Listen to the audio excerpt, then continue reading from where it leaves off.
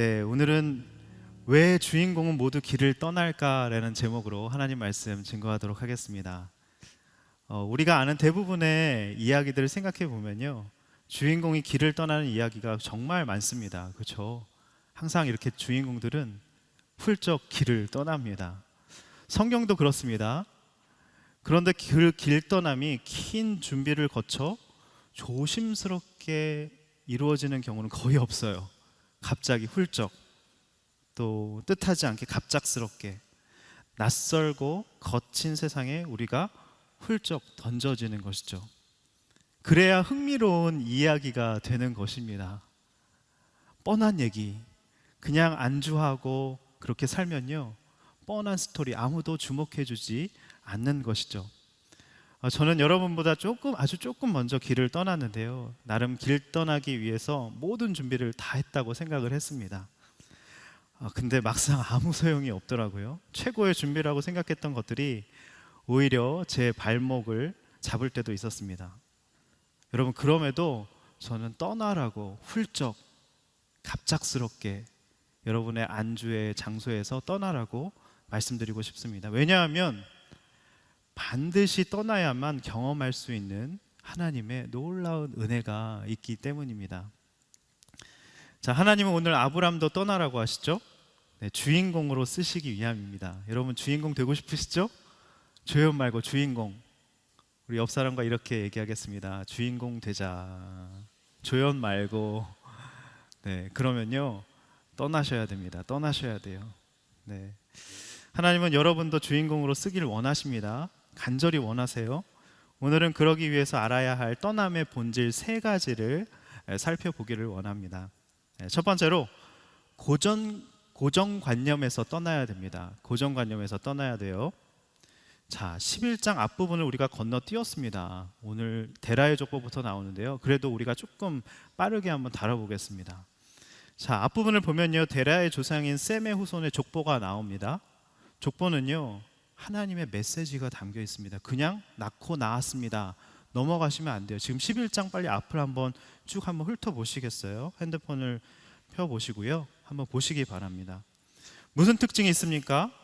항상 믿음의 그 한 사람, 그 믿음의 주인공 한 사람을 골라내십니다. 쭉 셋의 계보 중에서도 노아를 골라내셨고요, 노아 중에서 셈함 야벳 중에서도 셈을 골라내셨습니다. 셈의 족보 중에서 결국에 데라와 지금 아브라함을 골라내시죠. 자, 그리고 특징이 뭐냐면요, 니므롯처럼 세상적으로 눈에 띄는 사람 얘기는 하나도 없습니다. 일대기 훌륭한 그 사람의 업적, 이런 얘기 없습니다. 계속 뭐가 반복되죠? 낳고 낳았습니다. 반복적으로 나오죠. 의미가 있습니다. 무슨 뜻인가요? 하나님은 우리의 화려한 업적과 일대기는 관심이 없고 오직 구원, 생명 낳는 거, 여러분의 구원, 여러분 부모님의 구원, 여러분 친구들의 구원, 믿음의 결국은 영혼 구원입니다. 우리가 믿음 생활하는 것도 구원 때문입니다. 생명 낳는 것이죠. 하나님의 관심은 거기에 있다는 것입니다. 자, 항상 우리의 인생을요, 여러분, 구원의 관점으로 보면요, 우리에게 일어난 모든 사건들이 해석되는 신기한 일이 일어납니다. 막혀도 구원의 관점, 여기서 구원하시는 하나님의 섭리가 있구나. 흩어져도 심판의 사건처럼 보이지만 이것은 하나님의 나를 살리시는 놀라운 회복의 구원의 역사구나. 구원의 관점으로 보면 모든 사건이 해석된다는 것이죠. 그리고 나서 오늘 본문에 데라의 족보가 나옵니다. 자, 왜 아브라함을 구속사의 주인공으로, 데라의 집안을 왜 하나님이 골라내셨을까 질문을 해야겠죠. 여러분, 아브라함의 집에 어떤 일이 일어났는지 아십니까? 자, 28절 한번 띄워주시기 바랍니다. 읽지는 않겠습니다. 자, 자식 데라의 아들 하란이 아버지 데라보다 먼저 죽습니다. 갑자기 집안에 어두운 그림자가 드리워진 것이죠. 아버지보다 아들이 먼저 죽습니다. 보통 자식이 먼저 죽으면 가슴에 묻는다고 하지 않습니까? 엄청난 큰 고통이 이 집안에 찾아온 것입니다. 자, 게다가 아브라함에겐 불임의 고통이 있었어요. 30절 한번 띄워주시기 바랍니다. 사례는 아기를 낳지 못해서 자식이 없었습니다. 자, 형이 죽었고요, 데라의 아들이었던 하란이 먼저 죽었고요. 고통이 찾아왔습니다.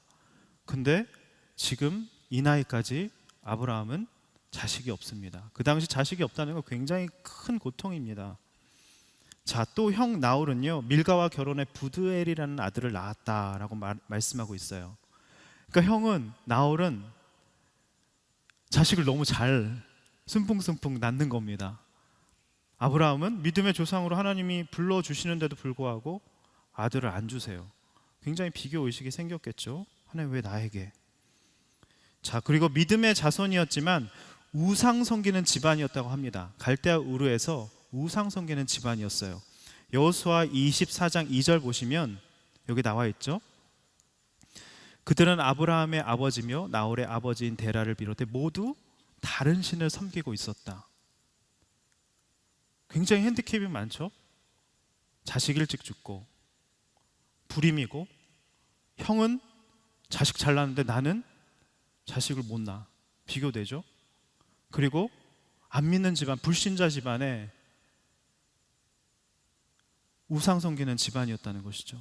우리의 모습 아닙니까?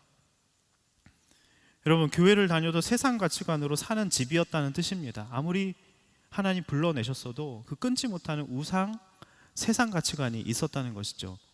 당시 사회적 통념을 생각해 보면 이미 나는 인생의 주류에서 제외된 인생인 것입니다. 아브라함은요, 완전 꼬였어 생각하진 않았을까요? 자, 어느 집사님이 청년부 시절 헌신적으로 섬기니까 주변에서 형제 소개시켜 주고 싶다고 하면서 항상 이렇게 묻더랍니다. 어쩜 이렇게 믿음이 좋냐고. 아버지가 어느 장로님이시냐, 성함이 어떻게 되시냐. 그때마다 자기 집은 불신자 집안에 사연 있는 집안인데 열등감이 너무 들었다고 합니다. 그분이 청년부셨어요. 우리 멘토님들 같은 분들이 나의 시부모님이 되어주신다면 얼마나 좋을까 간절히 바랬으나 그 멘토님들은 자기에게 좋은, 집안 좋은, 배경 좋은 분을 사람을 소개시켜주는 게 아니라 목사님을 소개시켜 주더래요. 네, 그러시면 안 됩니다, 멘토님들. 네, 죄송합니다. 네, 그래서 이게 한이 되어 버린 거죠. 우리 부모님이 세상적으로 잘 나가고 직분자였다면 좀 더 괜찮은 조건의 믿음 있는 배우자를 만났을 텐데, 교회에서 나를 더 알아줄 텐데 내가 차별당했다는 생각을 하신 거죠. 멘토님들 사실 훌륭하신 거죠. 믿음 좋으니까 목사님을 소개시켜. 제가 세상 가치관이 있네요. 잘못 말했습니다. 네, 그렇죠. 이제 이런 마음이 든 거죠. 여러분, 부모님이 혹시 불신자라고 집안에 사연이 있다고 열등감 느끼지 마시기 바랍니다. 아브라함도 똑같이 우상 섬기는 집안의 아버지가 철저한 불신자였습니다. 물론 그걸 하나님 깨트리시고 정말 믿음의 사람으로 훈련시키시기 위해서 정말 단련시키시죠. 빡세게 훈련시키십니다. 자, 그런데 우리는 여기서 질문을 안 할 수가 없어요. 아브라함이 왜 하란에서 지체했을까? 여러분, 아브라함을 두 번 부르는 거 아시죠? 첫 번째는 갈대 우르에서 불렀고요. 두 번째는 하란에서 지체하고 있을 때 오늘 본문에 나오는 두 번째 부르심이 바로 오늘 본문입니다. 왜 하란에서 지체했을까요?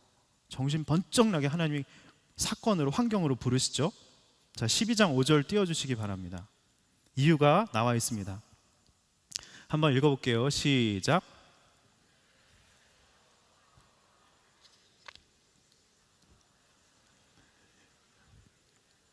여기 보면 하란에서 엄청나게 재산을 많이 취한 것을 볼 수 있습니다.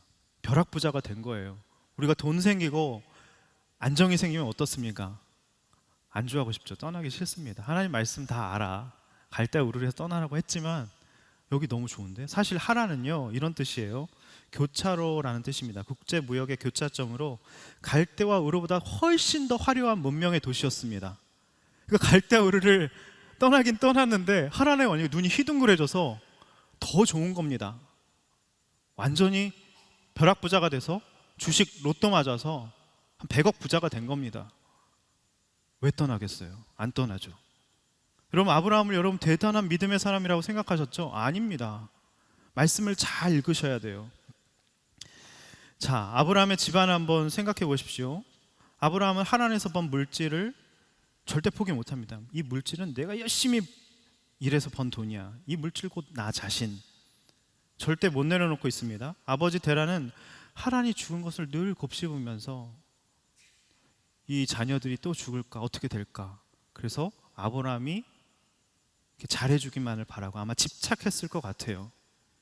하나님 끼고 돌았을 것 같습니다.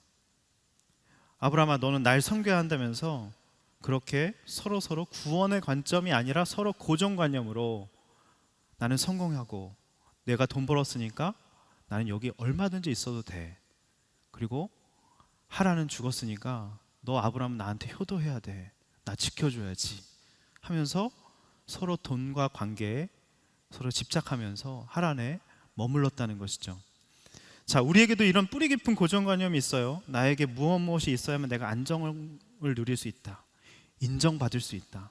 그것이 나의 존재 이유다. 편한 환경, 나에게 안정감을 주는 물질, 계좌, 내게 잘해주는 능력 많은 불신자 이성 친구, 애인, 안정감을 주는 부모님. 여러분, 근데 이런 것들은 구원의 관점으로 보면 사랑으로 위장한, 굉장히 축복으로 위장된 믿음의 여정을 떠나는 가장 큰 걸림돌이자 방해거리였다는 사실을 우리가 알 수 있습니다. 이런 것들 때문에 못 떠났던 것이죠. 자, 여기서 우리는 부모님과의 관계를 굉장히 객관적으로 구원의 관점으로 생각해 볼 필요가 있어요. 여러분, 부모님 때문에 믿음을 가졌어도 부모님의 영향력이 내 믿음에 방해가 될 수 있습니다. 부모님을 구원의 관점으로 객관적으로 볼 수 있어야 해요. 그냥 평생 고생만 하신 우리 어머니, 우리 아버지, 평생 나만 최고라고 하시며 나를 위해 기도하신 우리 어머니, 아버지. 근데 그렇게 부모님에게 종속되어 있으면요, 못 떠납니다. 아브라함처럼. 부모님은 집착하고 아브라함은 효도하고, 그게 하나님 뜻인 줄 안 겁니다. 여러분, 부모님을 객관적으로 보라고 하면 굉장히 불효 아니야? 이렇게 생각을 합니다. 그런데 결국 이런 시각은요, 결국 나한테 잘해주면 좋은 부모, 나한테 관심 없고 못해주면 나쁜 부모, 이렇게 옳고 그름으로, 구원의 관점이 아니라 옳고 그름으로 부모님을 바라보게 되니까 더 훨씬 더 큰 문제가 생긴다는 것이죠. 자, 하나님이 아브라함에게 원하시는 게 구원의 관점이었는데 구원에 관심이 없고 그렇게 하란에서 지체하고 있으니까 하나님이 어떻게 하십니까? 어떻게 개입하세요? 말씀해 보니까 갑자기 하루아침에 그렇게 의지하던 아버지를 데려가십니다. 너무 슬프죠? 똑같습니다. 이사야에서도 이사야가 그토록 의지하는 우시야 왕이 죽던 해에 성전에서 화로다 나여 망하게 되었다. 그때서야 비로소 주님을 만나게 되지 않습니까? 아버지가 하늘나라 가니까 그제서야 정신 차린 겁니다. 여러분, 아브라함이 이렇게 굉장히 연약했습니다. 위로가 되죠. 아브라함이 대단해서 떠난 것이 절대로 아닙니다. 여러분, 항상 성경의 구속사는 인간이 잘나서 부르신 것이 아니죠. 아브라함이 뭐 특출난가요? 평범합니다. 집안의 사연이 굉장히 많아요. 떠나지 못할 거리가 많은, 굉장히 깜냥이 안 되는 사람이었습니다. 마찬가지도 우리도 똑같습니다. 그런 우리를 부르신다는 겁니다. 위로가 되죠. 가정의 사연도 많고 핸디캡도 있고 아버지가 불신자고 비교감도 많이 느끼고, 그 다음에 물질을 떠나지 못해서 안주하고, 그런 나에게 주님은 찾아오셔서, 깜냥이 안 되지만 평범한 나를 찾아오셔서 고정관념이 가득한 나를 그런 사건으로, 아버지를 데려가심으로 말미암아 공고하게 하셔서 떠나게 하신다는 것입니다. 첫 번째 적용 질문 드리겠습니다. 나의 진로, 나의 만남, 돈 사용, 일상의 모든 것은 여러분 구원이 목적이십니까? 아니면 내 유익이 목적이십니까? 나의 떠남을 막고 있는 고정관념은 무엇입니까? 편한 환경, 물질, 능력 많은 불신자, 이성 친구, 안정감 주는 부모님. 자, 첫 번째가 고정관념에서 떠나야 되고요. 두 번째가 떠남은 은혜의 시작입니다. 떠남은 은혜의 시작이에요. 자, 1절에서 3절 한번 읽어보겠습니다. 시작. 여호와께서 아브라함에게 말씀하셨습니다. 내 고향, 내 친척, 내 아버지의 집을 떠나 내가 내게 보여주는 땅으로 가거라. 내가 너를 큰 민족으로 만들고 내게 복을 주어 내 이름을 크게 할 것이니 내가 복의 근원이 될 것이다. 3절 너를 축복하는 사람에게는 내가 복을 주고 너를 저주하는 사람에게 내가 저주하리니 땅의 모든 족속이 너로 인해 복을 받을 것이다. 아멘. 우리 다 아는 말씀이죠. 자, 하나님이 아브라함을 부르시고 약속을 주십니다. 흩어지는 사건, 데라를 데려가시는 사건 속에서 하나님의 음성을 확실하게 들었습니다. 떠나라, 지체 없이 떠나라. 하나님의 음성을 이렇게 확실히 들은 사람은요, 그 소리를 잊을 수가 없습니다. 여운이 남는 그 목소리, 그 말씀, 반드시 그 소리를 다시 찾게 되어 있습니다. 그 소리를 평생 기억을 하게 되죠. 그래서 그 부르심의 소리, 내게 하신 그 약속 붙잡고 가기 때문에 그 다음부터 아브라함의 인생은 하나님이 붙드시는 인생이 되었다는 것입니다. 담임 목사님께서 부르심에 대해서 이렇게 정의해 주셨어요. 한번 들어보세요. 부르심을 따르는 삶이란 내가 하고 싶은가 하기 싫은가, 할 수 있는가 할 수 없는가의 문제가 아니라 나를 통해 이루고자 하는 하나님의 크신 계획에 따르는 것이다. 하나님의 부르심이라면 어떤 제약 조건 속에서도 이루어지고 부르심이 아니라면 모든 풍족한 환경 속에서도 이루어지지 않는다. 내가 포기하고 싶어서 포기가 된다면 부르심이 아니다. 하나님의 부르심은 결코 포기되지 않으며 어떤 고난도 뚫고 나가며 어떤 제약 조건 속에서도 하나님의 계획이 이루어진다. 정말 맞죠? 그렇게 지금 하나님이 아브라함을 부르신 것입니다. 여러분, 내가 원하는 것이 아니라 하나님이 보여주실 땅으로 나아가면요, 하나님이 베푸실 엄청난 큰 축복이 있습니다. 여러분, 아울리치 가서 엄청난 보여주실 땅으로 가서 엄청난 축복 받고 돌아오지 않았습니까? 우린 이해 안 돼도 자의반 타의반 어쩔 수 없이 하게 된 그 떠남이라도 복을 6가지나 쏟아 부어 주십니다. 오늘 6가지 복 기억하십시오. 첫 번째는요, 큰 민족입니다. 2절 한번 보십시오. 읽지는 않겠습니다. 2절 한번 보십시오. 뭐라고 나와 있습니까? 하나님은 우리를 큰 민족으로 만드시는 분이십니다. 하나님은 째째하신 분이 아니에요. 여러분, 그냥 구멍가게 사장님이 아니라 하나님이 큰 민족, 그렇게 스케일이 크게 여러분들을 지경을 넓히기를 원하신다는 것이죠. 자, 두 번째, 계속적인 복입니다. 복을 준다는 동사는요, 미완료 시제예요. 하나님이 계속해서 복을 주신다는 뜻입니다. 한 번 주고 끝나는 게 아니라 계속해서 제단 쌓고 예배 드리면 또 복 주시고 또 그만큼 알려주시고 보여주시고 또 걸어가게 하시고 계속해서 주신다는 뜻입니다. 세 번째, 이름을 크게 하세요. 여러분, 바벨탑 사건과 지금 차이가 있는 거 아시겠죠? 바벨탑에서는 어땠습니까? 자기의 이름을 내자, 우리의 이름을 내자. 여러분, 내가 내 이름을 스스로 낼 때는요, 하나님 절대로 여러분 높여주시지 않습니다. 그렇지만 하나님 순종하고 떠나면요, 하나님이 이름을 하나님이 높여주십니다. 하나님이 높여주시면요, 당해낼 자 없습니다. 하나님께 여러분의 인생을 맡기십시오. 네 번째, 복의 근원이에요. 원어로는 너는 복이 되어라는 뜻입니다. 그냥 복 덩어리 그 자체라는 겁니다. 복이 그냥 여러분 굴러 들어가는 겁니다. 내가 가면요, 그곳에, 집안에, 회사에, 직장에 복이 굴러 들어가는 겁니다. 여기서 복은 뭔지 아시겠어요? 성경에서 복은요, 무조건 바라크, 예배의 복입니다.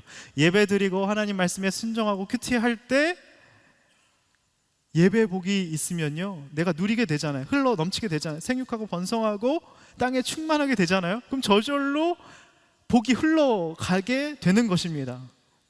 나눠줄 것만 있는 인생이 돼요. 내가 요번에 예배 때 큐티하면서 내가 이렇게 주님 만났어, 하나님 만났어, 나눠줄 게 있는 인생이 되는 것이죠. 자, 다섯 번째, 나를 어떻게 대하는지에 따라 복과 저주가 결정돼요. 놀랍죠? 여러분, 사람들에게 비굴하지 마십시오. 여러분 쫄지 마십시오. 당당하십시오. 여러분에게 하는 태도에 따라서 그 사람의 저주와 복이 결정되는 겁니다. 놀랍죠? 여러분, 누가 여러분들을 비난하고 정죄하고 고소고발하고 뒷담화해도 눌리지 마십시오. 그 사람의 분깃으로 하나님이 알아서 손을 봐주시겠다고 말씀하고 있습니다. 하나님이 알아서 처리해 주십니다. 여섯 번째, 나로 인해 땅의 모든 족속이 복을 받는다. 3절 띄워주십시오. 원어로는 네 안에 있는 것을 통해서 복을 받는다는 뜻이에요. 아브라함의 몸에서 날자 여인의 후손 예수님을 통해서 땅의 모든 족속이 실제로 복을 받았습니다. 여러분들, 우리의 조상은 누구죠? 네, 단군이 아닙니다. 누구예요? 아브라함이에요. 여러분, 믿음의 조상, 우리의 조상님은요 아브라함입니다. 왜요? 맞잖아요. 맞죠? 여러분, 우리는 한 가족입니다. 너도 조상 아브라함, 나도 조상 아브라함. 우린 가족. 인사하겠습니다. 우린 가족이야. 싸우지 말자. 네. 놀랍죠? 이 6가지의 축복을 주신 겁니다. 너무 놀라워요. 큰 민족, 계속적인 복, 이름을 크게 하시고 복의 근원, 나를 어떻게 대하는지 따라서 그 사람의 축복과 저주가 결정되고 나로 인해 땅의 모든 족속이 복을 받습니다. 내가 예수 믿으면요, 그 사람에게 예수를 전하면 그 사람이 엄청난 큰 복을 받는 것이죠. 이 시간 가슴에 손을 얹고 따라하겠습니다. 나는 복덩이입니다. 우리 집의 복덩이입니다. 우리 순의 복덩이입니다. 직장의 복덩이입니다. 이 나라의 복덩이입니다. 전 세계의 복덩이입니다. 아멘. 이렇게 인사할게요. 우린 복덩이야. 아멘. 정말 그렇습니다. 자, 한 지체가 요즘에 은혜 시대라고 하더라고요. 주일 설교도 큐티도 내 얘기라고 느껴진다고 하면서, 특별히 노아 설교를 들으면서, 2주 전 설교를 들으면서 자신의 삶을 구속사적인 관점으로 보게 되면서 정말 눈물 콧물 흘리는 회개의 시간이었다고 합니다.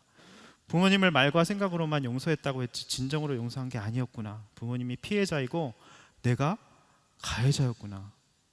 그때가 아버지로 인해 인생 가운데 가장 힘들었지만 그 역경 가운데 하나님을 가장 뜨겁게 부르짖고 찾고 만났고, 아빠를, 잘 들어보세요, 막대기로 사용하셔서 우리 가정에 대한 영안이 열리게 됐으니 아버지에게 진심으로 미안한 마음이 들게 됐다라고 고백을 해주었습니다. 너무 놀랍죠? 이게 바로 부모님을 객관적으로 보는 것입니다. 여러분, 여러분들에게 잘해주는, 정신적으로 정서적으로 안정감을 주는 부모님, 그래서 용돈 따박따박 계좌로 보내주시고 늘 부모님만 생각하면 든든해. 그래, 떠나기 싫어. 제가 효도할게요. 근데 여러분,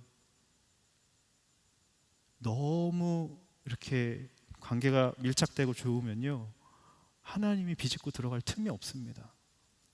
그리고 또 힘들게 하는 부모님, 그리고 때리는 부모님, 밖으로 두시는 부모님, 그런 거죠. 그건 잘못된 거죠. 무시해도 당연한 거죠.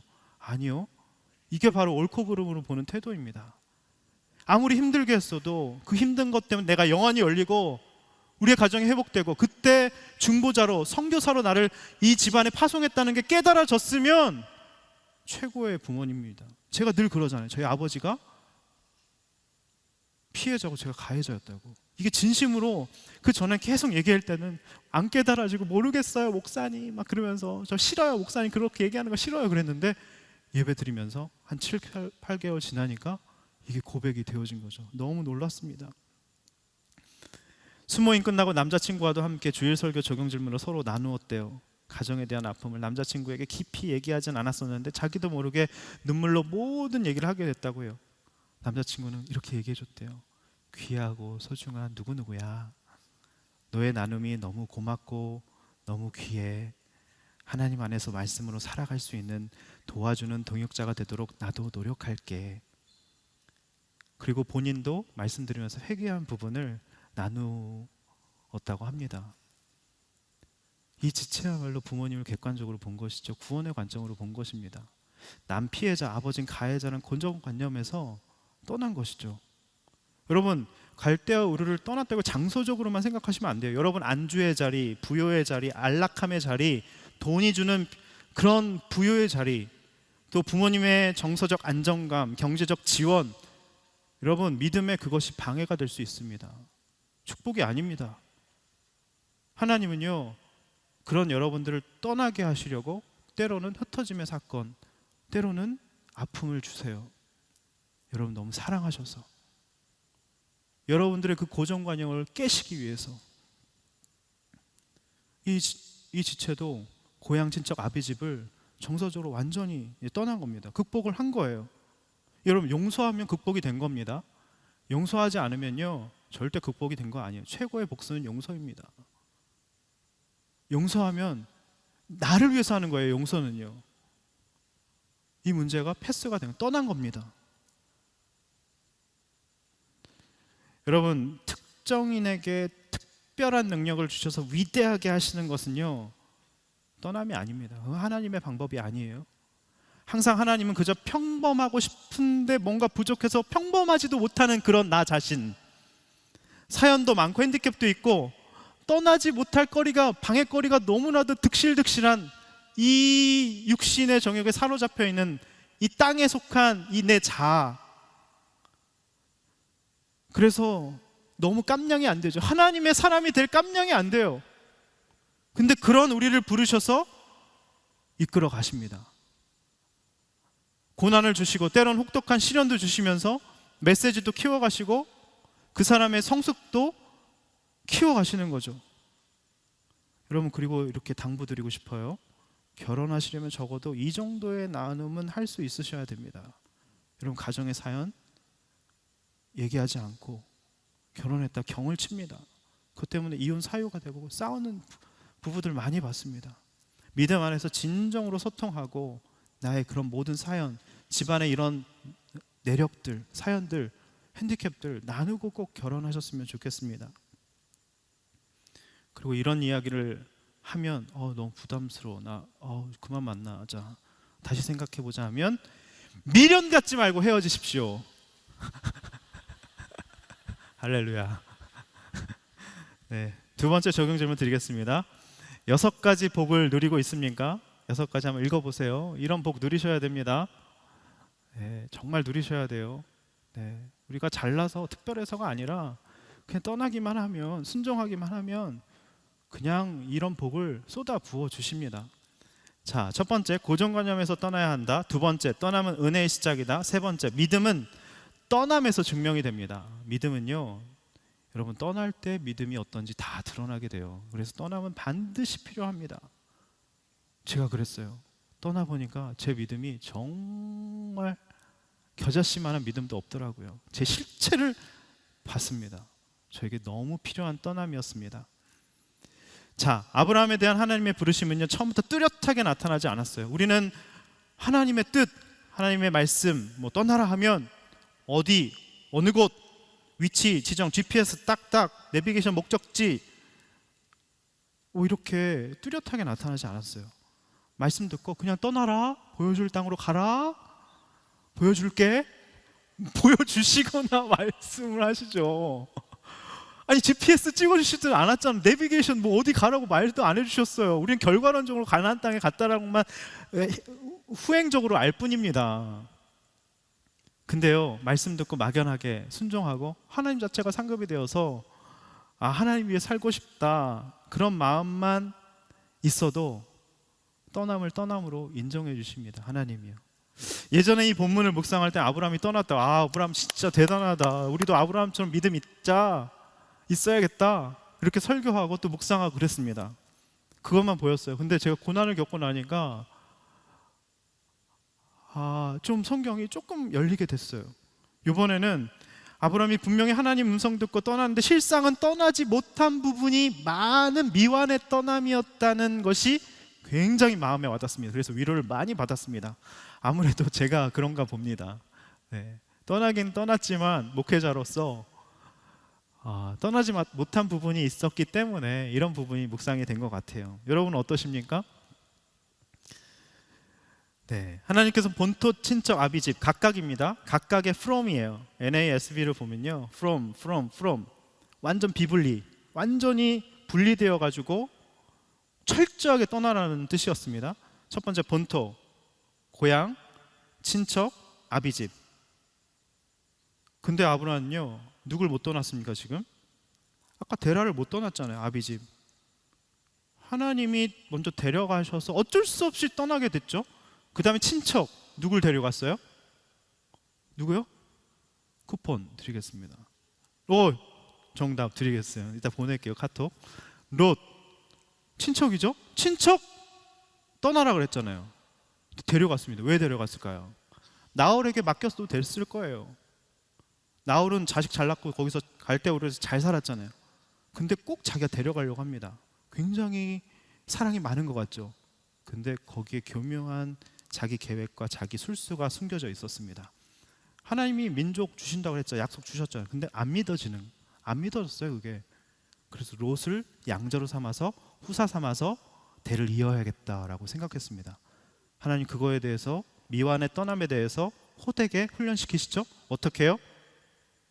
롯이 소돔과 고모라에 나중에 거하고 있다가 또 북부 연합군, 남부 연합군 거기에 개입이 되죠. 그래서 손살같이 가서 빼내오죠. 죽을 뻔했습니다. 롯 때문에. 또 재산을 떠나지 못했어요. 자, 아까 5절 읽었죠? 5절 한번 다시 보겠습니다. 5절 시작.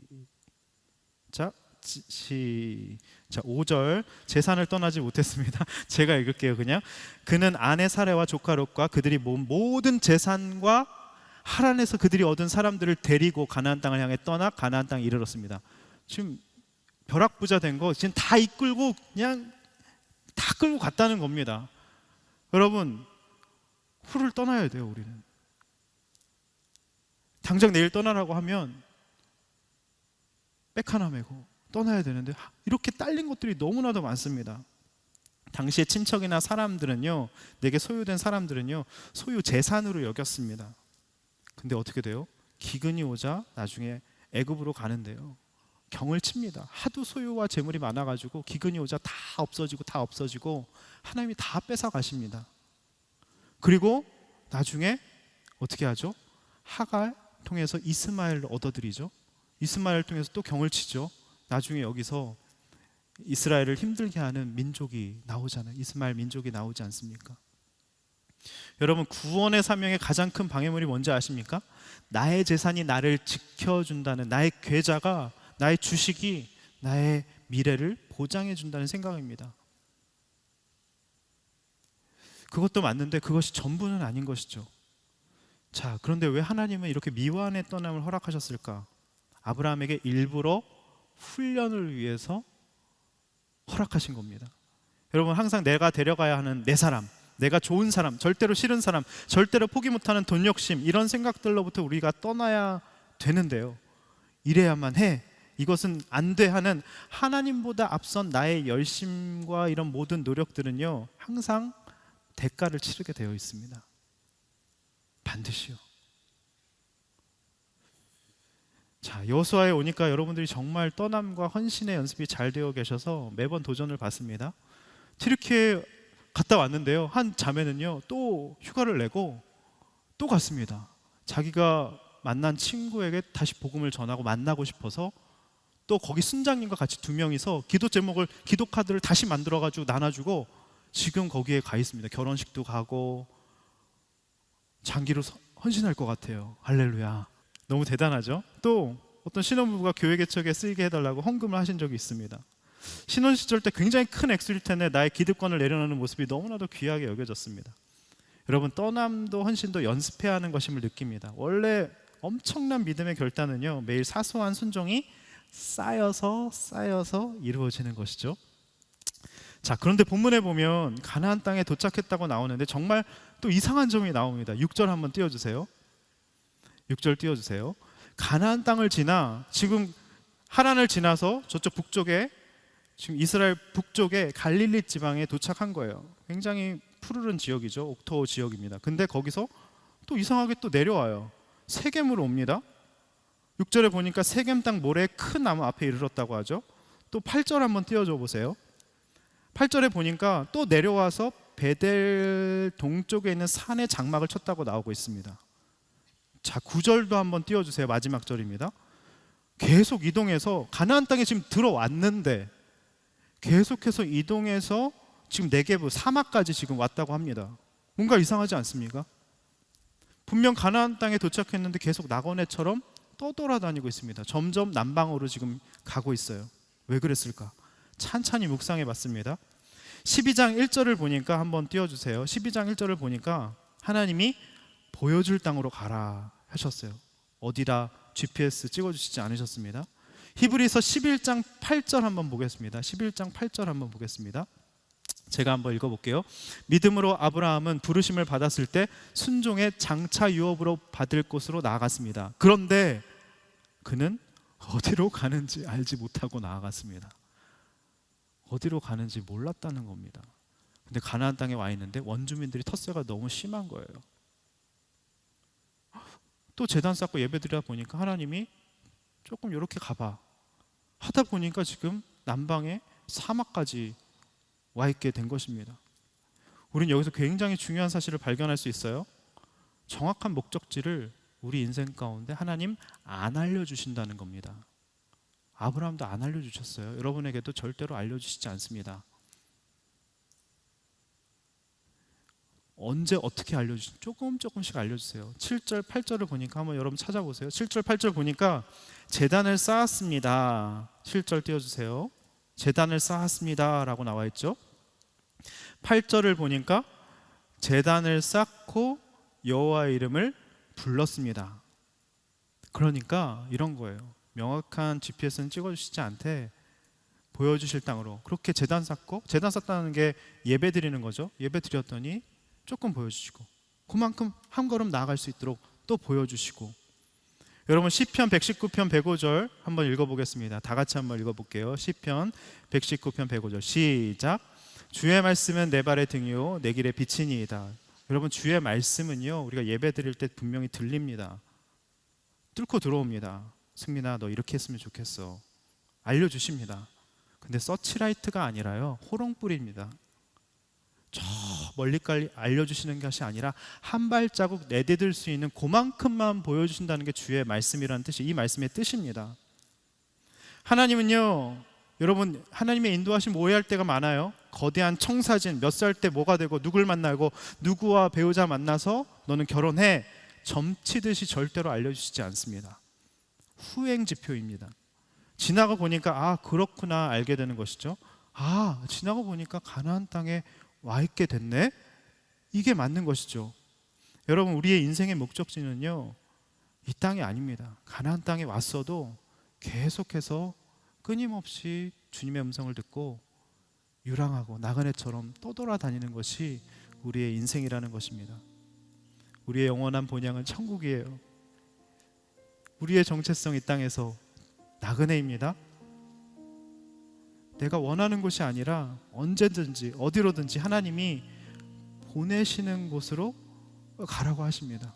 제단 쌓으셔야죠. 모르겠으면 오늘 하루 살아갈 일용할 양식 주십시오. 살아갈 힘 주십시오.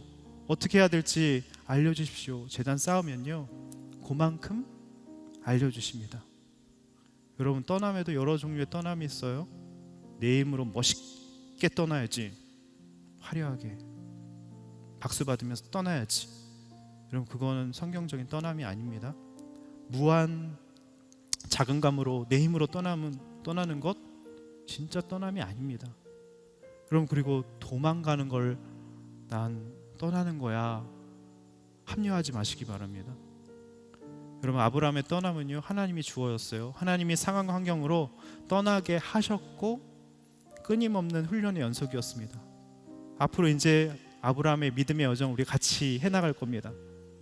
가나안 땅에 들어왔어도 결국 자신의 못 떠난 것들에 대한 훈련의 연속이었습니다. 롯, 소유, 여러 가지 것들, 아내에 대한 불임에 대한 주님을 신뢰하지 못하는 것, 그것도 떠나지 못한 것이었죠. 여러분 하나님 나라는 여기 있다 저기 있다. 여러분 부산스럽게 돌아다니지 마십시오. 장소의 문제가 아니라 하나님 나라는 내 안에 있습니다. 그 어디나 하늘 나라입니다. 여기 가면 뭐가 행복이 있겠지, 누굴 만나면 좋겠지, 내가 이걸 그때 이루면 난 자랑스러울 것 같아. 아니요, 이미 행복은요 여러분 안에 있습니다. 예수님은 여러분 안에 계세요. 항상 내가 내려놓지 못한 것이 문제인 것입니다. 그걸 깨닫게 하기 위해서 계속 떠돌아다니는 나그네 삶을 여러분 가운데 주시는 것이죠. 저는 그래서 그 나그네 삶을 여러분 환영하시기 바랍니다. 주님 제가 이런 거 못 떠났어요. 돈 못 내려놨어요. 관계, 집착, 부모님 못 내려놨어요. 내 미래, 내 계획 내 고집, 내 생각 못 내려놨어요. 주님, 제단 쌓겠습니다. 알려주세요. 그만큼 나 훈련시켜 주세요. 저 주님이 원하는 사람 되고 싶습니다. 어디 도착해서 GPS 찍고 가는 게 목적이 아님을 알게 해주세요. 내 마음에 이미 계신 하나님 바라보게 해주시고, 하나님 저 훈련시켜 주세요. 하나님 자체가 상급이 되게 해주세요. 그럼 이렇게 기도하면서 나아가셔야 되는 것입니다. 이 시간 이 찬양 고백하겠습니다. 말씀 앞에서.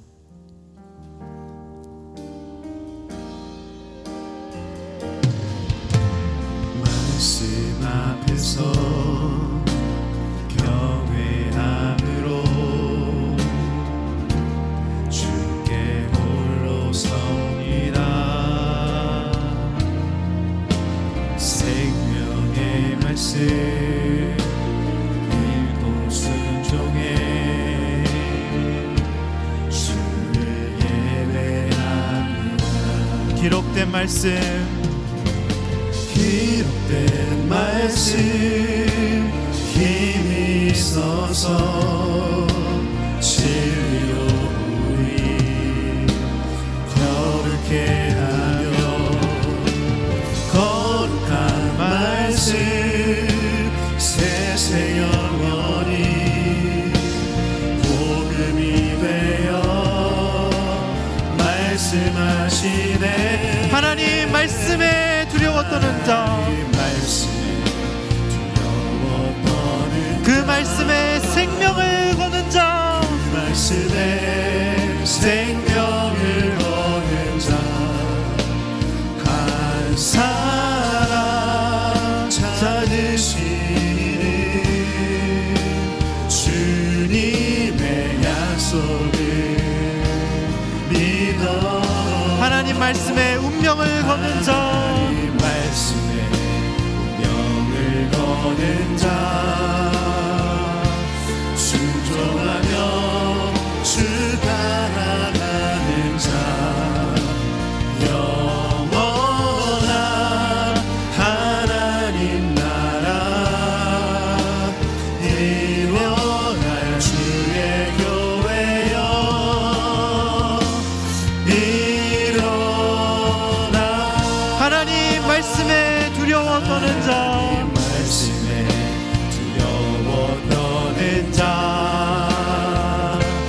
그 말씀에 생명을 거는 자, 한 사람 찾으시는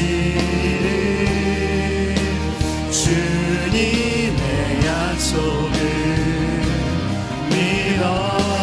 하나님 말씀에 운명을 거는 자, 운명을 거는 자,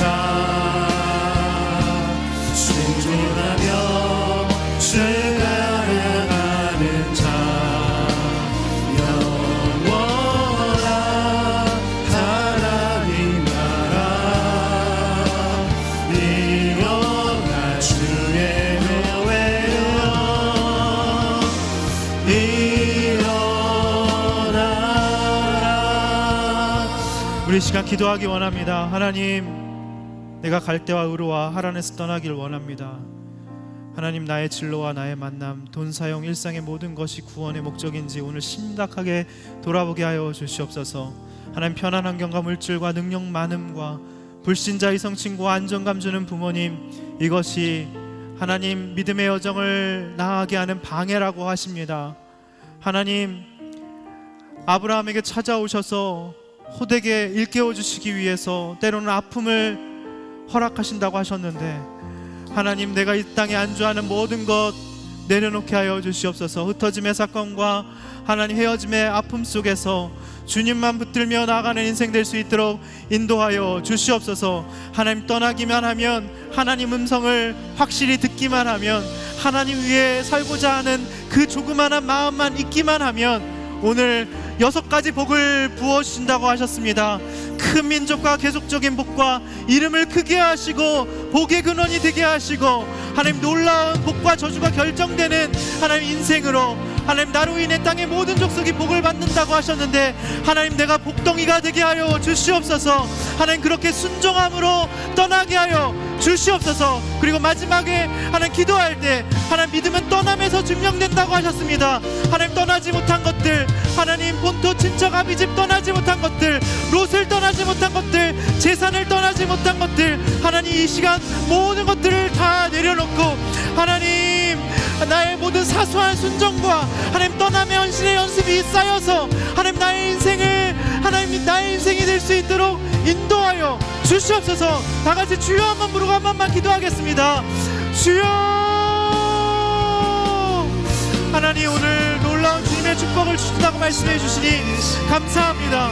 하나님 진정으로 떠난 자가만 얻을 수 있는 게 있다고 하시는데 떠남은 포기가 아니라 하나의 은혜의 시작점이라고 하십니다. 우리가 고정관념에서 떠날 수 있도록 주님 인도하여 주시옵소서.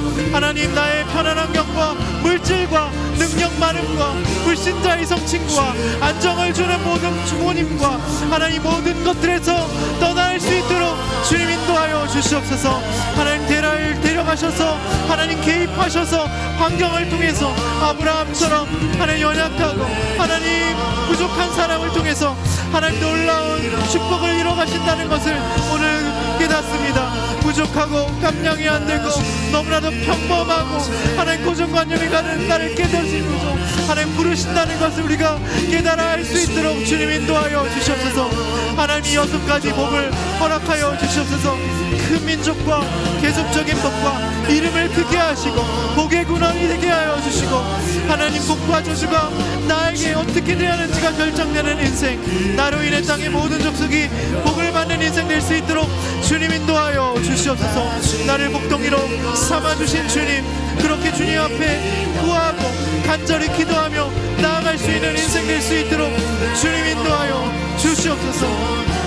이완의 떠남이지만 하나님 나를 훈련시켜서 하나님 조금씩 하나님 이끌어 가시고 하나님 나의 모든 편하지 못함 때문에 대가를 치르게 하시고 하나님 때론 훈련시켜 주셔서 하나님 크신 주님의 사랑과 은혜로 우리를 이끌다는 사실을 우리가 기억할 수 있도록 주님 인도하여 주시옵소서. 정확한 목적지가 아니라 조금씩 나아가야 될 방향을 알려주시는 주님, 주의 말씀은 내 발의 등불이요 내 길의 빛이라고 하셨는데 하나님 그렇게 하나님 지나고 나면 알게 되는 주님의 놀라운 섭리와 계획을 우리가 깨달아 알 수 있도록 주님 인도하여 주시옵소서.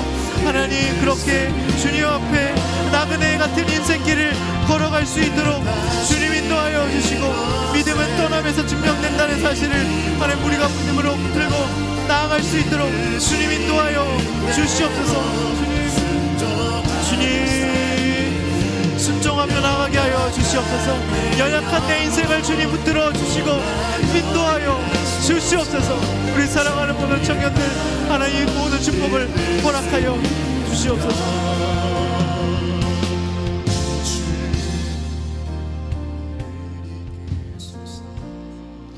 하나님 내 인생이 내 것인 줄 알았습니다. 하나님을 믿으면서도 완벽한 계획과 플랜을 가지고 멋있게 떠나려고 했습니다. 그렇지만 주님 호된 훈련을 통하여서 내가 아무것도 아니라는 것, 주님 없이는 초라한 자에 불과한 진흙 같은 존재라는 것을 깨닫게 하시니 감사합니다. 하나님 우리 안에 너무나도 고정관념이 많습니다. 돈이 있어야 안정감을 누릴 수 있다. 내가 이 회사에서 인정받아야 살아남을 수 있다. 편한 환경과 나에게 안정감을 주는 물질과 내게 무조건 잘해주는 부모님과 불신자 이성친구, 이것이 구원의 관점으로 볼 때는 사랑으로 위장한 방해라고 오늘 말씀하시는데 하란에서 진을 치고 떠나지 못하는 나를 불쌍히 여겨 주시옵소서. 하나님 하란에서 흩어지는 아픔을 주시고 아버지 데라를 데려가심으로 그 공고한 가운데 나는 하나님 붙들어야지. 갈대아 우르에서 만난 하나님밖에 없었지. 그 말씀 붙들고 미완의 떠남이었지만 그드벅드벅 믿음의 여정을 떠나는 아브라함의 모습을 보면서 너무나도 위로를 받았습니다. 약하고 부족하고 핸디캡도 있고 아버지는 불신자에다 깜냥도 안 되고 롯도 떠나지 못하고 재산도 내려놓지 못했지만 주님 겨자씨만한 믿음을 보시고 믿음 있다고 칭해 주시니 감사합니다.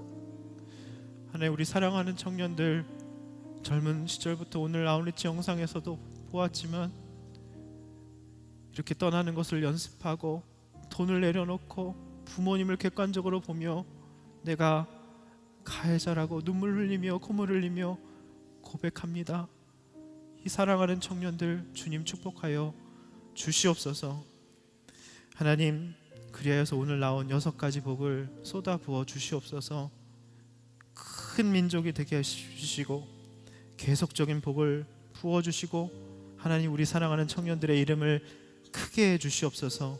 복의 근원이 되게 해주시고 사람에게 비굴하지 않게 해주시고 내가 얼마나 대단한 신분인지 나를 어떻게 대하는지에 따라 복과 저주가 결정되는 소중한 사람인지 알게 해주시고 우리 사랑하는 청년들로 인해 땅의 모든 족속이 복을 받는 복덩이가 될 수 있도록 인도하여 주시옵소서.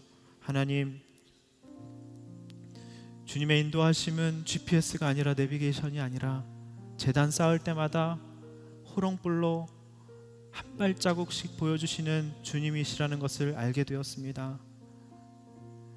거대한 청사진, 몇 살 때 뭐가 되고 누굴 만나고 누구와 결혼하고 점치듯이 알려주시지 않는다고 원망하지 않게 하여 주시고 그렇게 지나고 났을 때 내 삶을 반추해 보았을 때 주님 이렇게 인도하셨지 웃음 짓는 그런 믿음의 용장들이 될 수 있도록 인도하여 주시옵소서.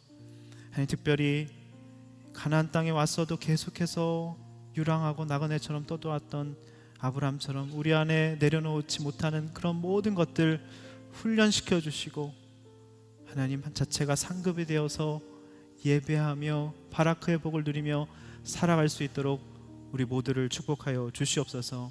예수님의 이름으로 기도드립니다. 아멘.